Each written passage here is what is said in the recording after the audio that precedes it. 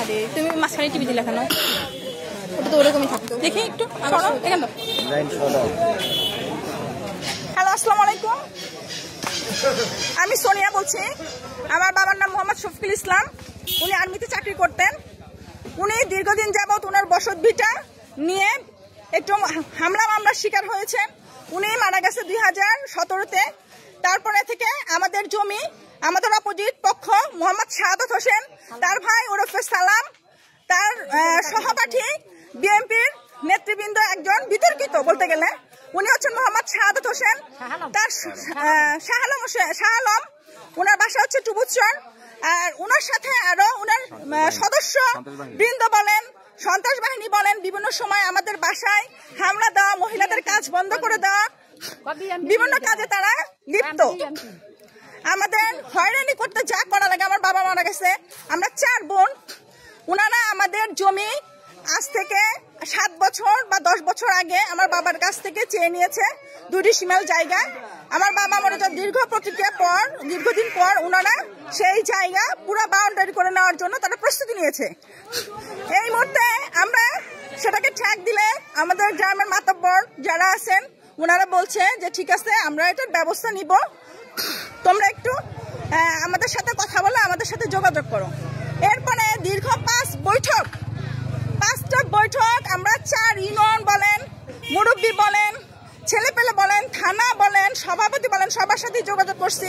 আমাদেরকে সবাই আশ্বস্ত করছে যে এই জায়গাটা তোমাদেরকে সঠিক মাপ দেওয়া হবে। আমরা সেখান থেকে আশ্বস্ত হয়ে আমাদের বাড়িতে চলে আসি এবং যেদিন দরবার হয়, দরবারের লাস্ট মুহূর্তে তারা না মেনে মুরব্বীদের ওভারটেক করে, মুরব্বীদের অসম্মান করে, এবং কি আমার জেলা বিএনপি, আমাদের থানা, গ্রামের ইউনিয়নের বিএনপি সহ সভাপতি সহ তার নেতৃবৃন্দকে বিতর্কিত করে তারা উঠে চলে যায়। এই মুহূর্তে আজকে কত তারিখ? আজকে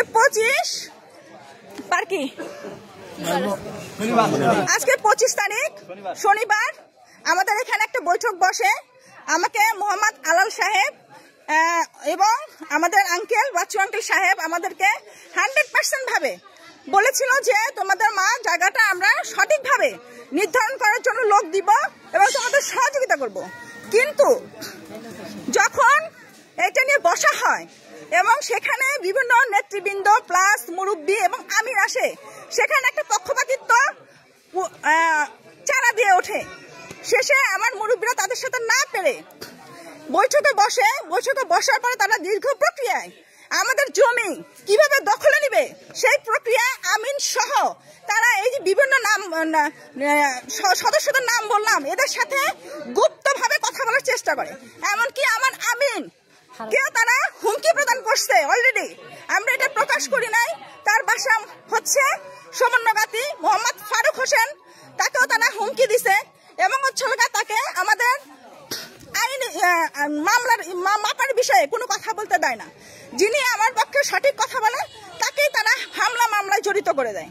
তারা মুরব্বীও দেখে না, মুরব্বীদের তারা হচ্ছে এই 10 জন মিলে ঘেরাও করে মার প্রক্রিয়া শুরু করে দেয়। এটা তাদের অভ্যস্ত হয়ে গেছে। মানে মানুষ দুর্বলতা পেলে, দুর্বলতা কোথায়? আমরা 4টা বোন হয়, তারা দীর্ঘ প্রক্রিয়ায় আমাদেরকে এইভাবে অত্যাচার করে আসতেছে।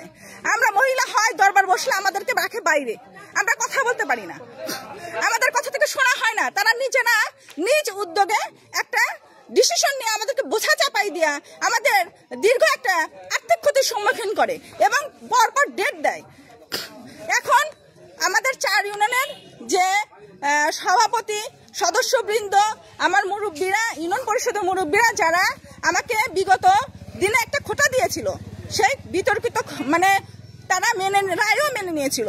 কিন্তু তারা কি বলতেছে, এখন তো আমরা রায় মানি না, তাদের নাকি অনেক বড় বড় বাপ আছে, তাদের কাছে যাবে তারা রায় শুধু পাল্টাবে আর আমাদের হয়রানি করবে। তো আমাদের মুরব্বীরা বলছে দীর্ঘদিনের যে তারা যে বিগত দিনে খোটাটা দিয়ে গেছে, আমি আপনাদের এই ভিডিওতে দেখাই দিচ্ছি। যদি এটার কোনো 19-20 হয়, আপনারা পাবলিক আমাকে আইনিভাবে সহযোগিতা করবেন।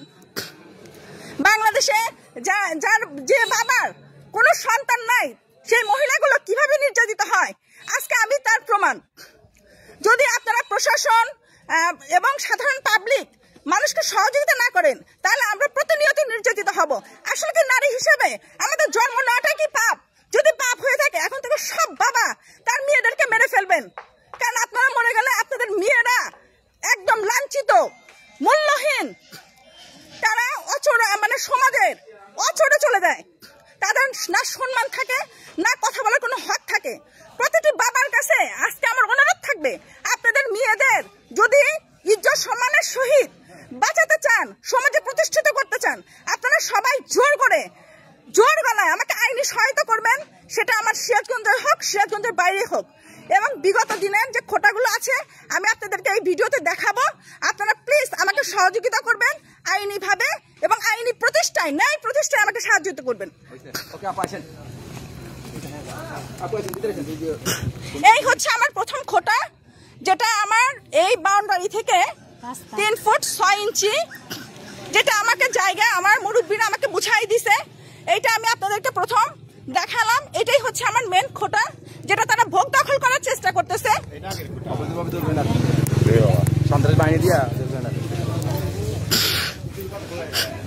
এইটা হচ্ছে সেকেন্ড খোটা। আমার এখান থেকে আমার আমিন বলছে, আমার মুরব্বীরা বলছে 3 ফুট 6 ইঞ্চি জায়গা তোমরা তার ভিতরে যায়। এটা হচ্ছে সেকেন্ড খোটা। এইটা হচ্ছে থার্ড খোটা, যেটা তার ঘরের কোনায়। এটাকে বিতর্কিত করা হলে এটা আইনি প্রক্রিয়ার যে ব্যবস্থা, আপনারা আশা করি সেই ব্যবস্থা নিতে আমাকে সহযোগিতা করবেন।